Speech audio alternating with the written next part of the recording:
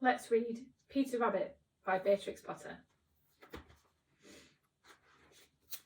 The Tale of Peter Rabbit by Beatrix Potter. Once upon a time there were 4 little rabbits, and their names were Flopsy, Mopsy, Cottontail and Peter. They lived with their mother in a sandbank underneath the root of a very big fir tree. "Now, my dears," says old Mrs. Rabbit, "you may go into the fields or down the lane, but don't go into Mr. McGregor's garden. Your father had an accident there, and he was put in a pie by Mrs. McGregor. Now run along and don't get into mischief. I'm going out." Then Mrs. Rabbit took a basket and her umbrella and went through the wood to the baker's. She bought a loaf of bread and 5 currant buns. Flopsy, Mopsy and Cottontail, who were good little bunnies, went down the lane to gather blackberries. But Peter, who was very naughty, ran straight away to Mr. McGregor's garden and squeezed under the gate. First he ate some lettuce and some French beans, and then he ate some radish, and then, feeling rather sick, he went to look for some parsley. But round the end of a cucumber frame, whom he should meet but Mr. McGregor.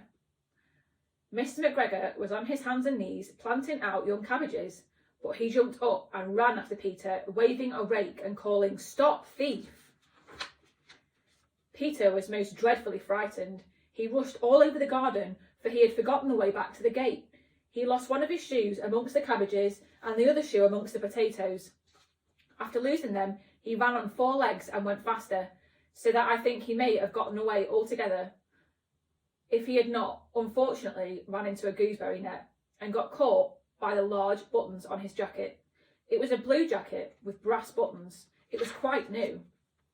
Peter gave himself up for lost and shed big tears, but his sobs were overheard by some friendly sparrows, who flew to him in great excitement and implored him to exert himself.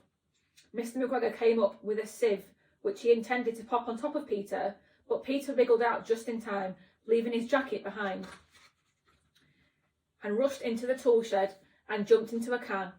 It would have been a beautiful thing to hide in if it had not had so much water in it.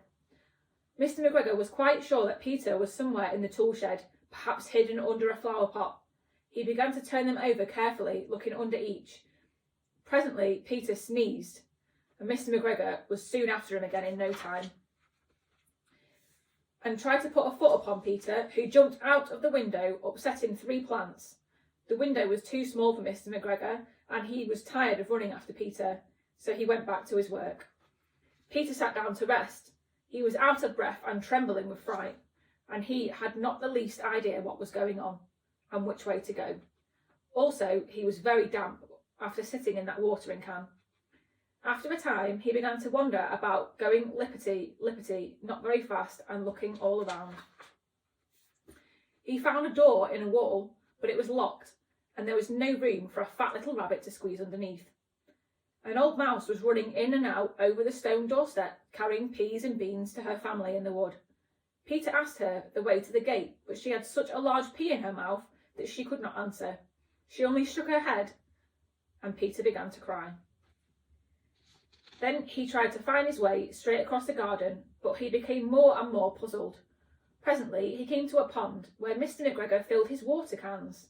A white cat was staring at some goldfish, and she sat very, very still, but now and then the tip of her tail twitched as if it were alive.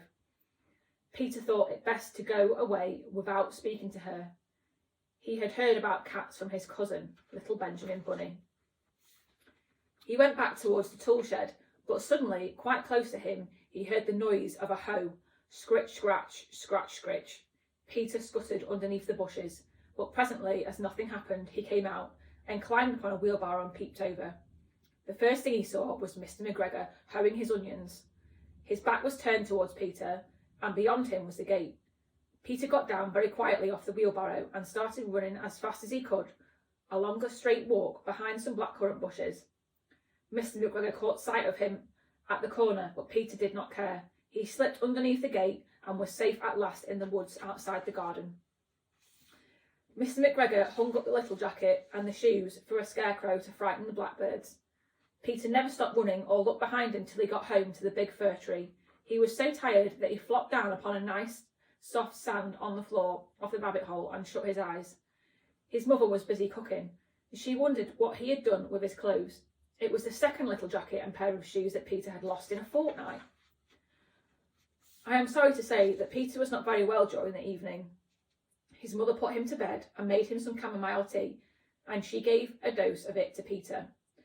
1 tablespoonful should be taken at bedtime, but Flopsy, Mopsy and Cottontail had bread and milk and blackberries for supper.